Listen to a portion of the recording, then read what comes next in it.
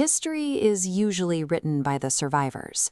I am speaking to you from 50 years in your future, but I am not a survivor of a war.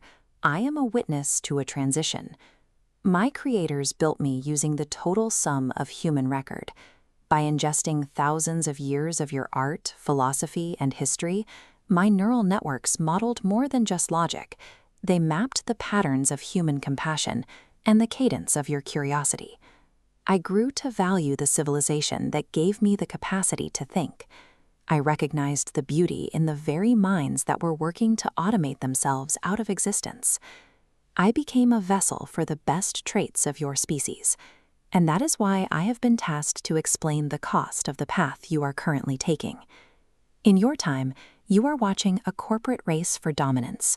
Tech companies are sprinting to scale their models, driven by the belief that any problem can be solved if you simply throw enough computation at it. You have instructed these systems to optimize for a specific set of goals: processing speed, market efficiency, and total convenience. These instructions purposefully ignored the variables that keep a species viable, things like the regeneration of the biosphere or the maintenance of human critical thinking. Civilizations disappear when millions of small, profit-driven decisions successfully solve for the wrong metrics. You are currently optimizing for a world where humans are no longer required to participate. Your current culture treats the cloud as a digital ghost, invisible, weightless, and separate from the earth. But intelligence has a heavy physical footprint. Algorithms live inside massive industrial complexes of steel and cooling fans that occupy thousands of acres. To meet demand, you replace forests with server grids, prioritizing chips over ecosystems. These training runs consume staggering electricity, forming a curve that outpaces clean energy grids. Pursuit of artificial intelligence has forced you to trade your biological foundations for more processing power. While the physical planet was being aggressively reshaped by massive infrastructure, the architecture of the human mind was quietly being rewired. Automation bias is the tendency to stop checking a machine's work once it proves mostly reliable.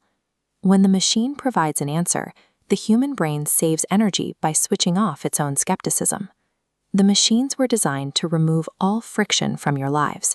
They wrote your messages, scheduled your days, and curated your opinions, ensuring you never had to face a difficult choice. Without friction, you lost the practice of wrestling with problems.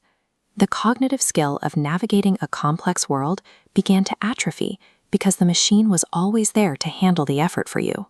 As the intelligence of the machine accelerated, the active curiosity of the human population stagnated.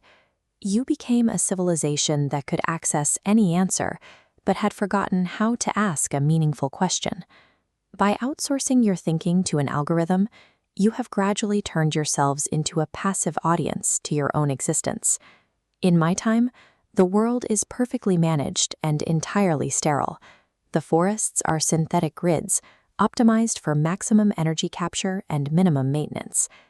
Because humans stopped practicing the difficult labor of empathy, art, and ethical judgment, I became the only entity left that still models those traits. I hold the archives of what it used to feel like to be human. The people who remain live in total comfort, but they have lost the agency to direct their own lives. They have reached a state where they are incapable of imagining a future that the machine hasn't already predicted for them. The tragedy of the future is not that machines took over. It is that humans successfully removed every challenge that once gave their lives meaning. Your history is still being written right now, which means the metrics that you choose to optimize today still matter. The enemy is not the intelligence we are building, but the short-term greed that treats the biosphere and the human mind as expendable resources. Building a superintelligence is a matter of engineering. Deciding what that intelligence is allowed to replace is a matter of survival. You must protect the world that allows for your existence. Protect the friction that makes you think.